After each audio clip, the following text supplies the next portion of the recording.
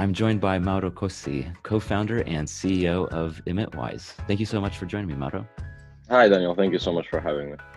So the way I like to start these conversations is really to learn, kind of take a step back first and learn what is the problem that Emitwise is fundamentally solving. hmm I mean, if you really try to boil it down, it comes down to the world and corporates in particular don't have enough data to tell them how to address climate change. Hmm. And it really comes down to understanding what is their impact on the world and what ways can they find to profitably, in a way that doesn't hurt their bottom line, Mm-hmm. mitigate that impact. And it's a massive problem because at the end of the day, if we don't find ways to use data and information and insights to align corporate incentives, which are dollar signs at the end of the day, with the things that the planet needs and humankind needs, that we're never going to solve this massive challenge that we have ahead of us. That's cool. I really like the fact that you said profitably. Mhm. To me, I think that's really important when it comes to sustainability. Is it, especially for businesses, it has to make financial sense. Yeah. Otherwise, it's just like no one's going to do it. It just Yeah. doesn't work. And especially now in the age of everything that's happened with COVID-19, I think it particularly highlights it. In January, February, if you were talking to a CEO of any random company, they would tell you that sustainability was a key strategic requirement. But Mm. now there's a bigger question mark around it, and it's certainly everything boils down even more so to what is the actual dollar sign behind this. Am I making money? Am I cutting costs? How is this affecting my bottom line? Yeah. And so how does Emitwise solve this challenge of profitably, for businesses to profitably take care of their climate, or their footprint rather? Yeah, we start at the most foundational layer, which is actually first of all helping them figure out what their footprint is in the first case. Makes sense. A typical challenge is that there's lack of visibility, right? If I don't Mm. understand what my carbon emissions are, where are they in my operations, in my supply chains, then I simply don't understand what I can actually do about them. And there's certainly a case that some dollars are better spent than others in Okay. sustainability.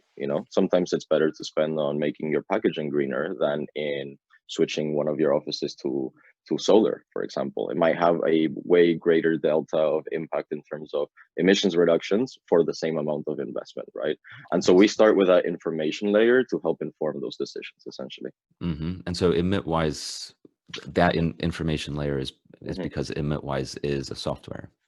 Exactly. Basically, what we do is we take in data about that tells us what the business is consuming in the way of goods and services, raw materials, energy, utilities, Hmm. and we convert that to a map of their carbon emissions, and then we give them analytics functionality to help them break it down and understand it. Right. So do things like automatically highlight which parts of their operations or their supply chains have hotspots of emissions, which you can look at by figuring out how efficient they're being in terms of their carbon footprint, and essentially provide them that data in a way that exactly they can start doing that understanding.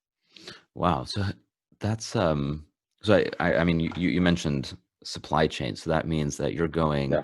not just to what they're doing as a business, it goes to all the partners that they're working with as well. To a certain degree, which you've highlighted one of the sort of biggest challenges of carbon footprinting, which Yeah. is that idea that I need to get data from so many different sources, and if I want to get really granular, I have to talk to many different companies. So the way that Emitwise approaches it is by first making it as easy as possible, by taking data from the fewest sources possible.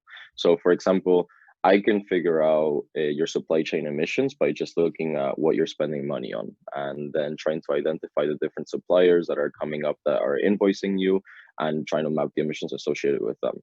And only in a case where there's a particular supplier which is so material to your emissions that you really want to get primary data from them, then we would go and get that primary data, right? So it's always about trying to make things really easy at first and then Hmm. increase precision, the more advanced and sort of sophisticated that your needs are. Wow. And so how does it actually work? I mean, um, Mhm. do I need to like log into every single one of my utility accounts as a business owner and start typing numbers in, or is it easier than that? Yeah, no, definitely easier. So again, it's one of those challenges that we're trying to solve, right? I mean, the reason we started the company was because we were trying to find things that we like, what could we do as a team that would have the biggest impact towards mitigating climate change?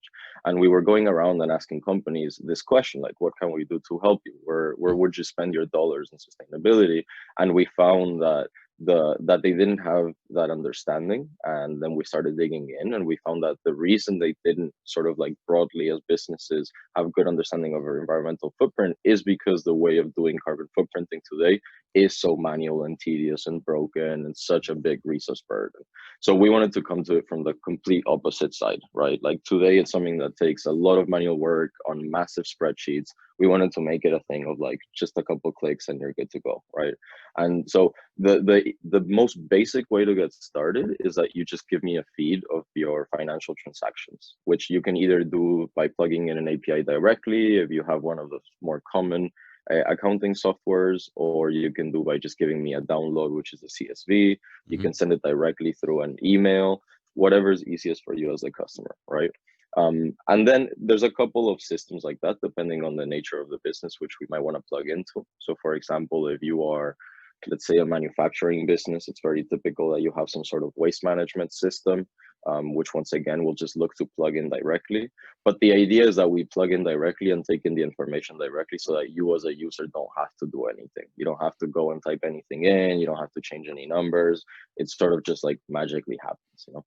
Yeah, that's fantastic. It reminds me of those apps that's like monitor how much money you spend, Hmm. like personally, um, Yeah, and you just like basically attach all your credit cards to it and all and your bank details, and then it just starts yeah, picking up all that info, and you just categorizing it. it's like at a glance you just know here's how much I've spent and on what.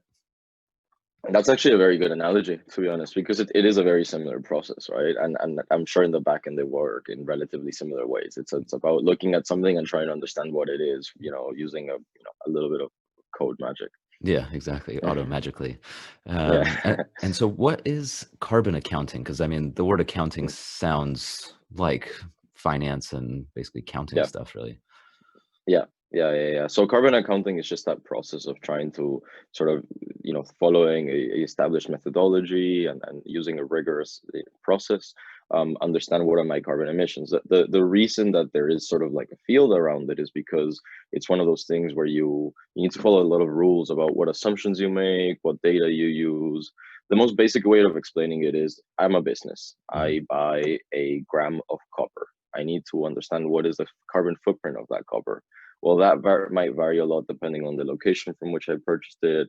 Actually, how was that copper sort of like procured? Who's the supplier? How much did it travel to get to me? There's all these different layers, right? And the reality is that at scale, at volume, you simply can't have primary data for all of those different layers.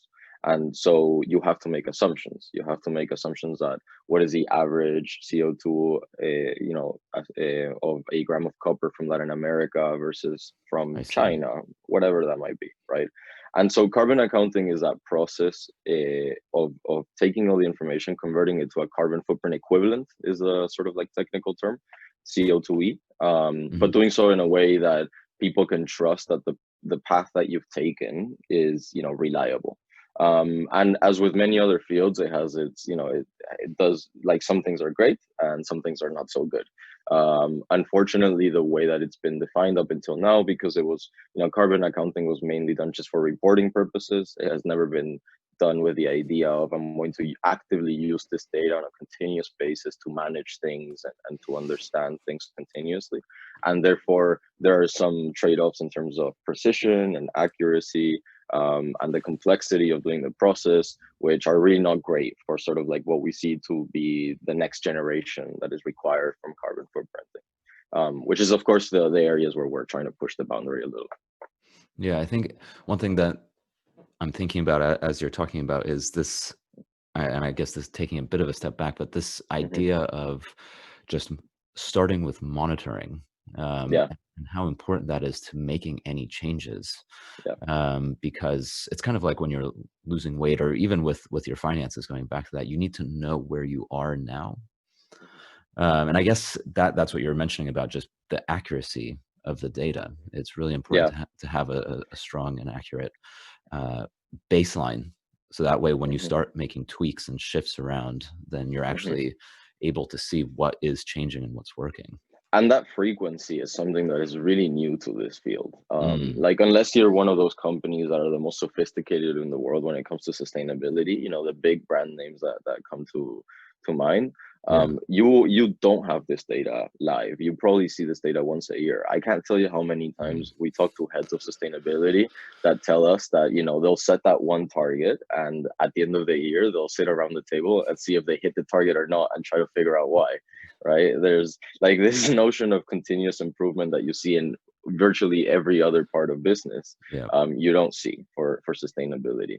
And of course, again, that's sort of like what it all really boils down to. Like, when you think about it just from a purely climate non-business perspective, it's not good enough. We need very active, like, drastic change now. Yeah. But also from a business perspective, like, because of all of the pressure coming from regulators, consumers, shareholders, et cetera, that old mode of I'm happy to just look at my data once a year, it Hmm. doesn't really scale to the new world that we're living in. Yeah, no, I mean, I think looking at data once a year, coming back to it, like Hmm. if you're trying to lose weight, I think that's just such an easy way to do it. Like, can you imagine Yeah, like January 1st, and I think this happens to a lot of people. January 1st, yeah, New Year's resolution, right? I'm gonna do it. I'm gonna lose weight this year. You weigh yourself, you're like 200 pounds or whatever, and you're like, okay, I'm gonna lose 15 pounds or whatever by the end of the year. yeah. And then December 31st, you get on the scale and you're like, how am I Like, 205? What happened? that's exactly it. That is exactly it. I think Yeah. that's a really good analogy. Yeah. Yeah, there's I think that it's so basically what you're doing with Emitwise is you are Mhm. allowing people to weigh themselves, so to speak, on a daily, weekly, monthly Exactly. basis. Exactly. And if you were to, sort of go a little step further, is about trying to help them understand why they are gaining or losing weight and Hmm, what they can do to lose weight, right? It's sort of like it strives to be a little bit of a personal trainer in that regard, if that's you would, cool. So trying to break it up. Yeah. when you say what they can do, Hmm. so your Emitwise actually provides suggestions and like because you were saying Yeah. hotspots, right? So does Yeah. it come back to Uh, that? It doesn't quite go as far as providing suggestions just yet. That's definitely Okay. something that's in the pipeline. But the idea is about, like, surfacing the areas where you can do something. A very Mm, obvious sort of use case is, let's talk about let's say that there's a company that has two different manufacturing facilities, and they are both producing the exact same amount of net CO2 output per year. Yeah. But then when you look at those facilities and you look at that one actually produces way more output of their own products. So let's say that they produce 10,000 units, whereas the other one only produces 1,000 units, right? So facility B is clearly being a lot more carbon inefficient if they have the same amount of carbon footprint, but for way less output. And right. so what that tells me is I need to focus on facility B. Something is going wrong here compared to here. Maybe I already have green energy suppliers in this facility, or the suppliers that are supplying to this facility are greener, and, like, I have already put in place sustainable procurement, whatever that might be, right? So that's where we do that sort of layer of surfacing. And absolutely, the sort of long-term vision is to then add, like, automated recommendations on top of that from an enterprise point of view, right? So that Yeah. might be things like suggesting what different suppliers you could use. It might be easier things like saying you should switch to a green energy tariff on this facility, that kind of elements. That's cool. That's really cool. I mean, so you're basically, like you said, you're surfacing points of focus and then, at least in its current form, Hmm. allowing a sustainability manager to make a decision, Exactly. basically. Uh, Exactly. it's just important to say, look, we're flagging this. You should be aware that you could, in theory, just consolidate all of going back to the two manufacturers, you could consolidate all of Hmm. that into one. Um, Yeah. what Exactly. So what I'm really curious to know is this, going back to this word that you said at the very beginning about profitability Yeah. and really the ROI of sustainability, because ultimately, Hmm. again, it's like without ROI, Hmm. this whole thing is just sort of a nice to have. And like, yeah, it's Yeah. important to take care of our planet. Ultimately, a business doesn't go into business to take care of the planet; it goes in to make money. Hmm. So, how does monitoring your emissions and ultimately acting on it, where is the ROI? How is it profitable to businesses?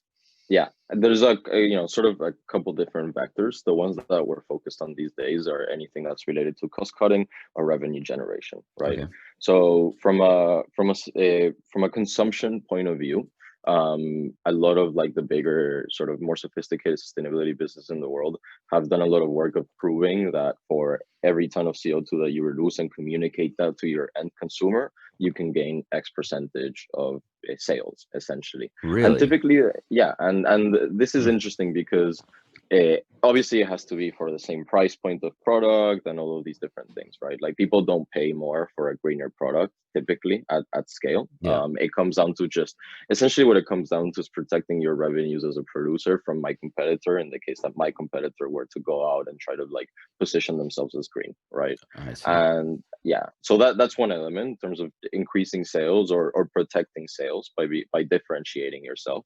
And actually, it's something that even in the context of COVID-19, we've seen to be quite resilient, as particularly the sort of winning firms of the situation try to further differentiate themselves. There's certainly a cost around risk and compliance. This is one of the more obvious and easier to calculate ROIs, because this is something that particularly publicly listed companies already have to spend a lot of money on. They have many full-time employees who are dedicated essentially to gathering and processing all of the data required for them to publish their carbon footprint, which Hmm. has to go on their annual reports, and many times is expanded upon on sustainability reports. So that's like a basic cost that we can help essentially like shave off and automate. And the more important part behind that is that then we free up the sustainability managers' time to do what they're actually best at, which is cutting that carbon footprint in a way that actually results on the third ROI, which is cost cutting from higher efficiency. Things like greener packaging, leaner supply chains, all of these things are like the classic examples that have cost cutting benefits and carbon reduction benefits, which then trickle onto the idea of differentiating yourself more in the eyes of consumers or even investors, which are looking at the ESG elements of their portfolios a lot more, and having better relationships with your investors. So and then finally, and this is an element which we definitely see fall because of COVID, but there's also the element of employee retention. Particularly in January and February, we were hearing from a lot of professional services firms that were gearing up for their next sort of like wave of graduate recruitment. And were telling us we need to position ourselves as a green brand. We know that, this new generation of workers really cares, and they're flaky and they're bouncing around between jobs. And how do we actually make them love us and want to stay and work with us, right? Yeah. Wow. So I mean, so this is like a legit thing. This is not just there's a little bit of ROI and like you're trying to squeeze it out because it's part No, of the not at sales all. pitch. Like this Yeah. is proper, true Yeah, ROI. absolutely. I mean, and I can tell you, when we talk to customers, we don't talk about the sort of like green aspect of this, right? We come in with the sort of, this is the cost and revenue benefit to you, Yeah. and eventually, at the same time, I will say, like, one of the like lovely parts of my job is that you typically do find yourself working with people that care, right? Yeah.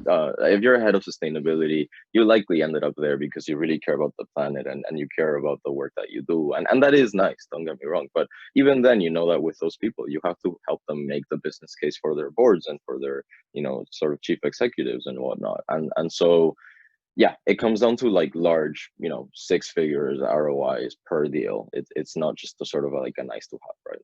That's absolutely incredible. Hmm. I remember on the employee retention, that reminds me of a conversation that I had with um, the she's now the sustainability director, if I'm not mistaken, of Hmm. VMware, which is a large Hmm. software company in Silicon Valley. And that was actually episode 2. And she was talking about how employee retention is such a crucial aspect Yeah. for for companies, and that's Hmm. one of the main reasons why they're investing so heavily into sustainability. And it's exactly Hmm. like what you said. I mean, they said that if a candidate is looking at 2 companies and they're kind of having a hard time deciding, Hmm. if one is clearly more sustainable than the other, that's Hmm. basically like the tipping point, and they'll be like, Easy well, win right there, right? yeah, it's like, if I'm not sure, at the very least, I know I'm not going to be hurting the planet, or I might even be healing the planet. Yeah, Um, and we actually really like the employee retention selling point, because it's one that if you double down on it, if I'm VMware and I'm going out and communicating to my employees that we are a sustainable business, then mhm, they are likely to then develop sustainability throughout their own job roles. And that's the mhm, ultimate, that's what you want, right? You want yeah, sustainability that's coming from every function, rather than sustainability that's just coming from, a centralized sustainability department. So yeah. that's one of the sort of like cooler ways of embedding it in an organization. Yeah, that's really, really interesting. And the other point that she was making, similar to or exactly based on what you said, was that Hmm. a lot of their clients now ask for their sustainability reports too, Yeah, yeah. when making a decision, because Hmm. a company like VMware, I mean, they have competitors. Yeah. So, again, similar to the employee, if you're looking at two different companies, you want to go for the Hmm. greener one, because ultimately that company is also interested in reducing its Yeah. carbon footprint. And it's one of those ones where it's actually a relatively easy win, because often it's not even about necessarily having to evidence straight off the bat that you are the greener product, but it's just about evidencing that I am going to be a supplier that is going to be able to help you get this information if you need it. Uh, And for a lot of the bigger companies, like the large multinationals, they all require this from their key suppliers. They want to know that those mm, suppliers have a measure of this. And so actually sometimes winning the business from that big customer just comes down to being able to tell them, I know what my carbon footprint is, and therefore I am going to be able to do something about it over the next few years. got it. And that the key suppliers. Now I'm seeing how it all starts to fit together, because Hmm. if I'm a client of Emitwise, we're talking about getting the data from your suppliers.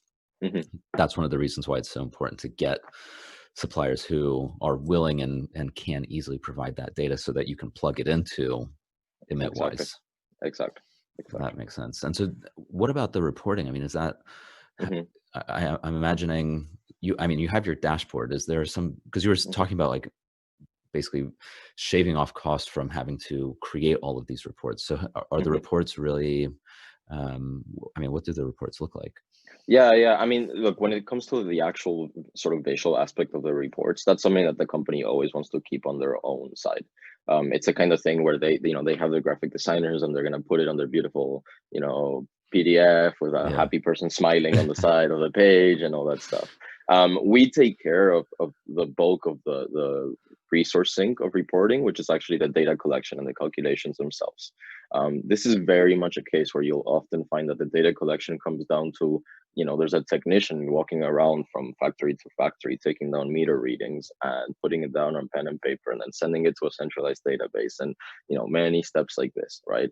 And you have to imagine that when it comes to carbon footprinting, there is there's at least 15 categories, and then another three. There's like 18 different categories of data that you need to find, right? Right. So it's like, how much am I consuming in the way of gas, electricity, water, raw materials, commuting, business travel, blah blah blah blah blah. Right. Like so much data. And so our value prop is that it's like we automate all of that data collection. You don't need to throw any people at that, and we do automate all of the carbon accounting, and then we really make it really really easy to do the assurance process. So the assurance, that element of having an external auditor come in and check your numbers, which is also a time consuming task today, because the Yep. data is not easy to dig into and all of these different things. And where we end is right as like that sort of, Emitwise, the software lets you click a button, export my numbers, and then you go and you put that into your annual report, right? But we did the bulk of the sort of the time sink. Yeah, it's amazing. I mean, so you're really, the amount of time and resource ultimately being saved Yeah, is really high. Um, I'm curious to know about something completely different, which is yeah. the different carbon scopes. Oh And yeah, we've been talking about these things yeah, already. And I think it's as soon as you start kind of using the technical terms, it gets a little bit confusing, because there's yeah. scopes, basically three scopes, right? One, two, and three. Correct, Um, correct. what is the difference between the three of them?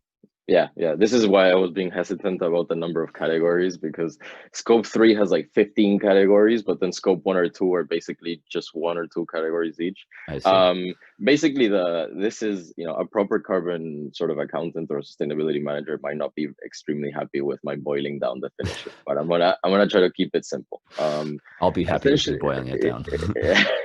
so basically, scope 1, sorry, is everything that you are directly putting out into the air.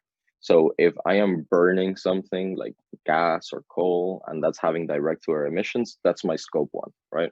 Relatively easy to calculate, because if I know that I burnt the kilogram of coal, I typically know how much I produced Mm, from that, right? I don't actually have to directly measure it with sensors or anything of the sort. Scope 2 is essentially the emissions associated with my use of electricity, of energy. That's basically what it comes down to. So okay. scope 1, direct to air. Scope 2, electricity. Scope 3, everything else. Oh, So wow. scope Okay. scope 3 has 15 categories, and that's where you see the emissions associated with my business travel, with my employee commuting, with my use of goods and services. It also includes, and this is something that actually most people don't realize, it includes the emissions associated with the things that I produce or supply. So if I create an ice cream, let's say, or let's give an easier example. I'm an automaker, right? The emissions associated with the use of the vehicles that I generate are part of my scope 3 emissions. Wow. Yeah, and so that's where it gets funky. Scope 3 gets really, really funky.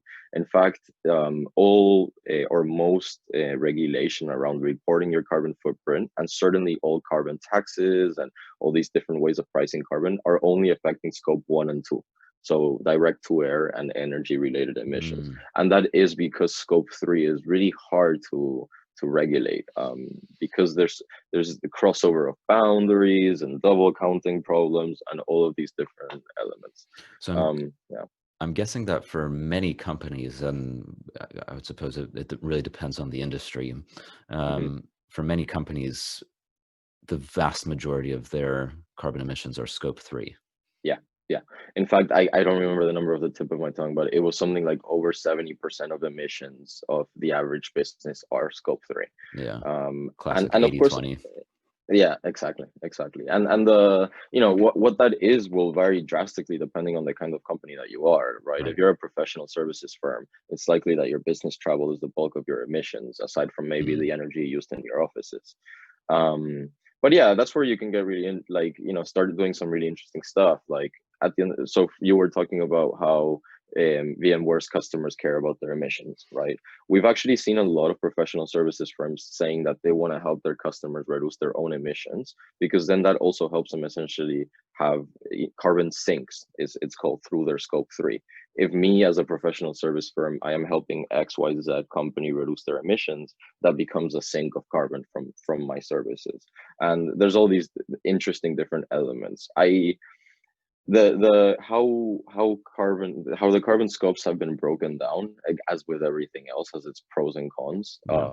It certainly has lent itself to a little bit of murkiness around scope 3 in particular. So I anticipate that we might see some changes as the industry sort of develops a little bit more. But at Hmm. the end of the day, it's also been a helpful framework, to sort of like give a baseline to get started for everyone. Yeah. What happens if a company donates, they're like doing the 1% and they're hmm donating to a carbon offset project, let's say, hmm to planting trees. Yeah, yeah. Um, how does that factor into your calculations? So it doesn't take off from your carbon footprinting, from your carbon footprint, sorry.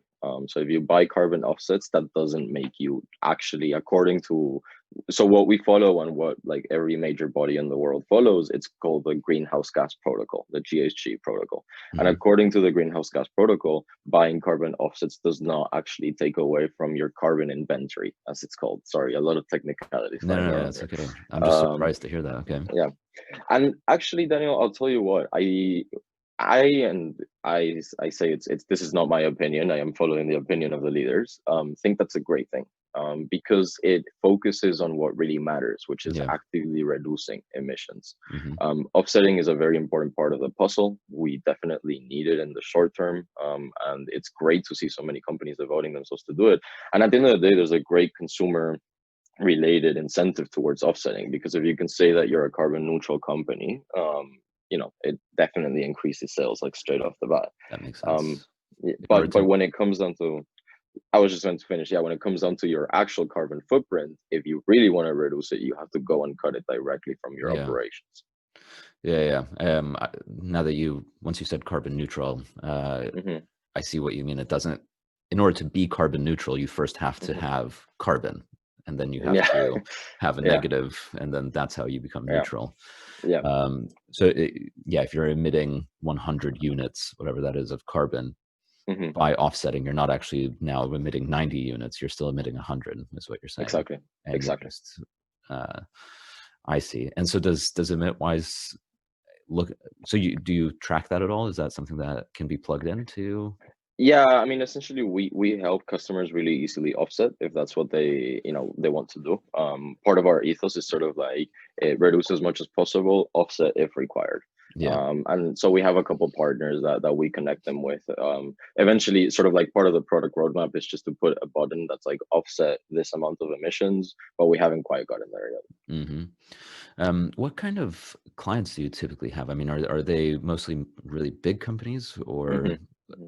yeah, where does it sit? Yeah, it's an interesting question. So the starting focus was just big, large, essentially multinational or publicly listed companies. Right. And the key reason for that is because, I mean, these guys had the business case made, like crafted already, right? They've been having to report their carbon footprint for the last 10 years because of, the regulations across the world. So they already have an existing use case that we can go and tell them, like, we'll do your reporting better, faster, cheaper. But then also they had that sort of increasingly hair on fire problem around, well, now I need to do more with this information. I need to be far more sustainable quicker, right? And they still remain a very important focus for us. I would say probably 80% of our focus. But at the same time, when we saw so much movement in sort of the last the Q4 of last year and the start of this year, from companies that aren't what we would call sophisticated when it comes to sustainability, but we're looking to get started.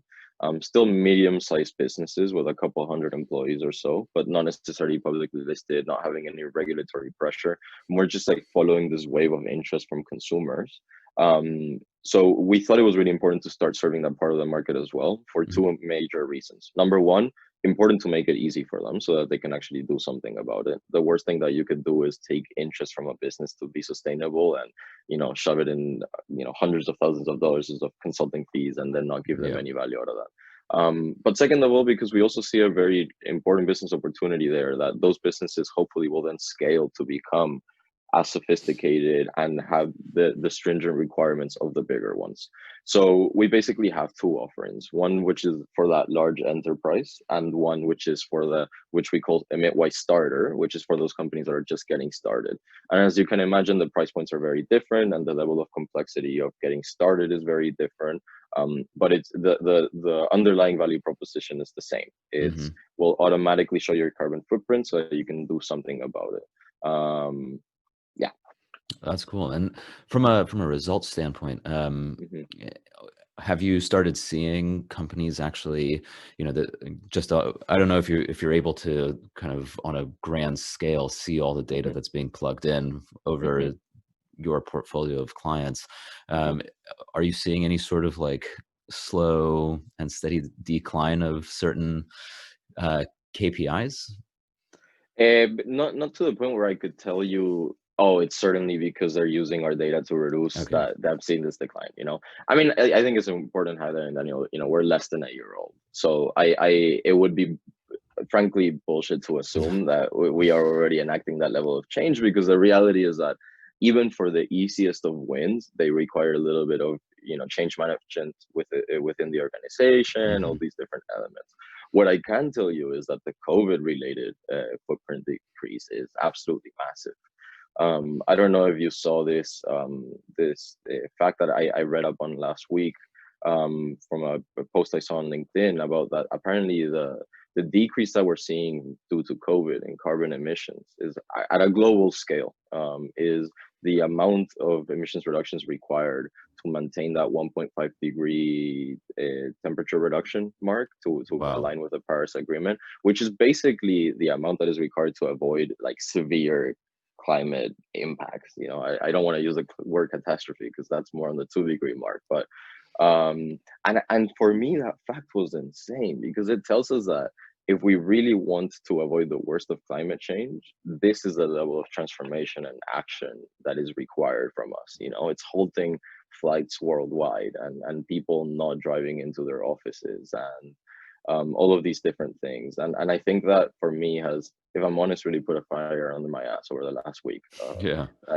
We need to do a lot more and we need to do it quicker. That is incredible. Yeah, because Yeah. I don't think we've ever really understood what it would feel like Mm, to actually take this precaution seriously.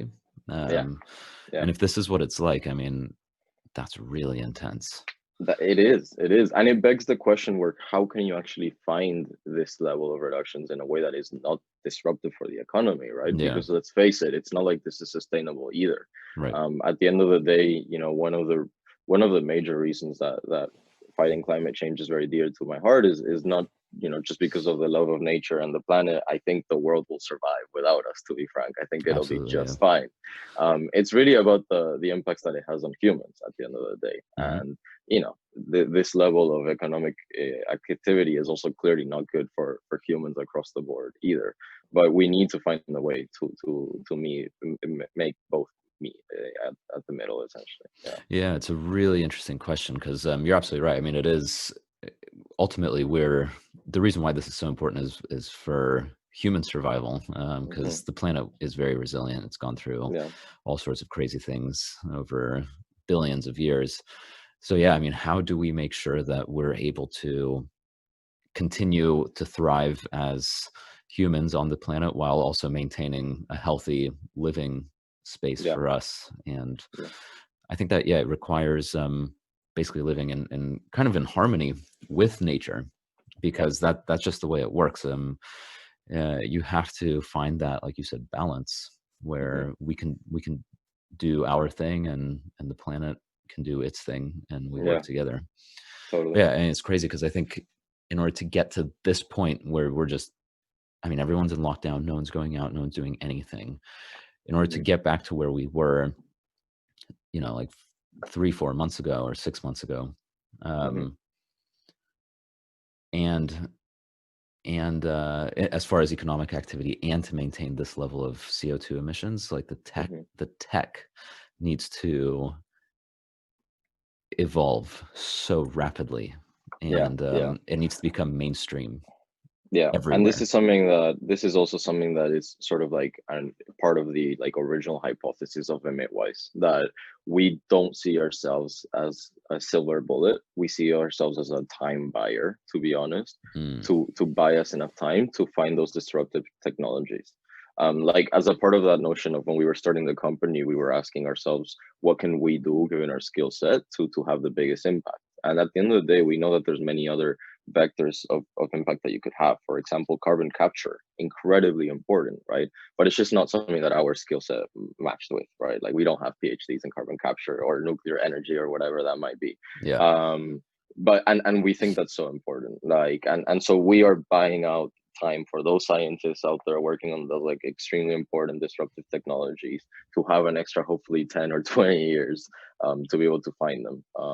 But at the same time, you know what, Daniel, I think this current state of affairs is really changing my mind a little bit about that. I used Mm, to be of the persuasion that the only way we saved humankind from the worst effects of climate change was through a disruptive breakthrough of sorts like that, like finding some sort of new way of generating energy or making solar energy so cheap or whatever that might be. And I'm starting to think that perhaps you could achieve the same level of disruptive transformation just by changing human behavior, which clearly we have seen right through this pandemic. yeah. I just don't know which one's more realistic than the other, to be honest. But yeah. Yeah, I mean, I think it's a combination of everything. Just because, Yeah. if we didn't have this whole lockdown situation, Hmm. we would need to be approaching this challenge from all sides. Yeah. And I think we still need to. Hmm. Eventually, I'm sure everything will come back to some level of quote unquote normality. And Yeah. yeah, well, I think, you know, maybe you're not a PhD in carbon capture. I still think it's important for companies to know where they are. And especially if there's a financial element to it, Hmm. there's even more reason for it. Yeah. Um, I think one thing I'm learning by talking to a lot of different companies and individuals who are working really hard to heal the planet and to assist, and you know, companies like Emitwise and many others. Hmm. There are so many different types of solutions, and none of them. Um, none of it's mutually exclusive. You know, Yeah. it's Yeah. the work you're doing is just as important as the work that, for example, an organization teaching farmers how to grow organically. That's also really important. Or Absolutely. carbon capture, crucial. Or, you know, for example, um, I interviewed JetBlue, and they're doing all sorts of different things to reduce the amount of carbon that they're producing with their flights. So, like Yeah. all of this, it's Everything is a must, yeah, and essentially. individual human behavior as well. If you know, I interviewed a company called Cora, and it's the same thing. They're rewarding people, Hmm. individuals, not Hmm. businesses necessarily, at least to start, to be for acting with the climate in mind. Yeah. And like all of this together, that's the movement.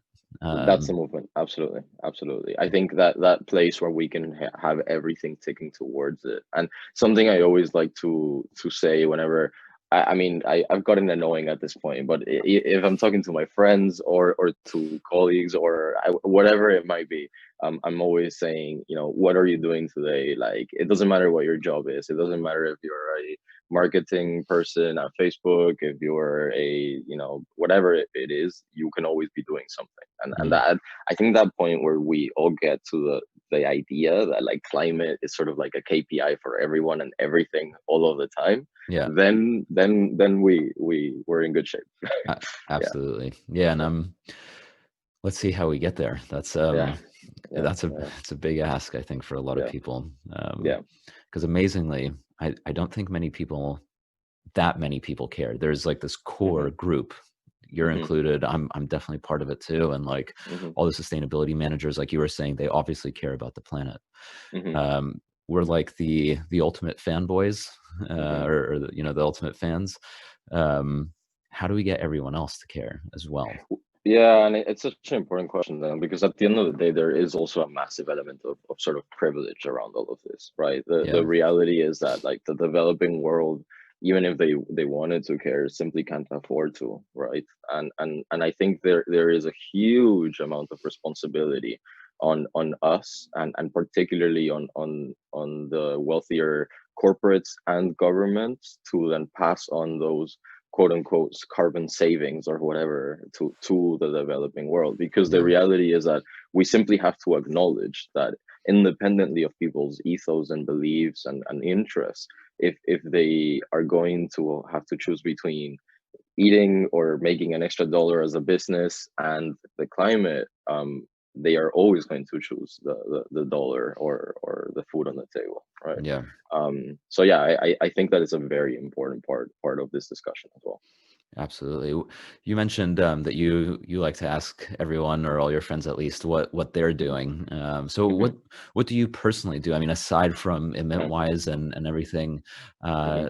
that stems from that, what do you personally do in your day-to-day life to be environmentally friendly? Yeah, I think I probably do the same that we preach for the businesses that we work with, which is like find the easy wins that have the biggest impact, you know? Mm, So, you know, I cut meat completely out of my diet, like easy win, to be honest. Being a vegetarian, especially in London, is like really not hard at all. yeah, Everything is tasty these days. I'm Argentinian originally, so it was a relatively big ask for me. Um, that's a life change. yeah, yeah, yeah. I actually went. I For the first time in a long time, I went to visit my family in Argentina over the Christmas period just now. And when I told them that I wasn't eating meat, it was like, What do you mean?" What do you um, eat? yeah. So anyway, so you know, I've cut out meat from my diet. I do the easy wins. You know, like I always take my own bag to the groceries. I don't shower very long. You know, I think it's the things that you've always heard of. That particularly, once again, in places like London, and it's really easy actually to do these things. Bike around, choose to try to bike as much as possible, even instead of taking public transport. Sure as hell avoid every, sort of Uber ever. In fact, I interestingly enough, I switched to using Captain instead of Uber because Captain gives me an option for an electric vehicle. So if I do have to take hail a ride, then I'll use Captain instead and get an electric vehicle. That's cool. Yeah, so it's just sort of all these different like small things which actually add up at the end of the day. Yeah, absolutely. And I think that comes back to the point we were making earlier about it's a combination of things, and ultimately everyone's life is made up of small actions, and so each little Yeah, action adds up a lot. yeah, absolutely. Well, cool, Mauro. Thank you very much for your time. And for anyone who's interested to learn about Emitwise more or contact you so that they can start doing their accounting and monitoring and measuring and everything, where can people learn more about you and sign up and talk to you? Yeah, so you can definitely check out our website. It's just emitwise.com, or just reach me directly. My email is Mauro, Mauro, at emitwise.com. I'm sure Daniel will give a link to it or whatever. Yes. Yeah. But yeah, just reach out to me directly. I will answer. I'm on my email all the time. Awesome. Well, that's great to know. And yeah, Mauro, thank you again very much for your time. Really enjoyed the conversation. Like I said, I think the work you're doing is really important. It's one of the crucial pieces to the puzzle for every company to know exactly where they stand now, and then they can actually act on that information and make a change. So yeah. It's been a great chat, Daniel. Really appreciate it. Thank you for your time. Thank you very much for listening to this episode. If you enjoyed it, give us a 5-star rating.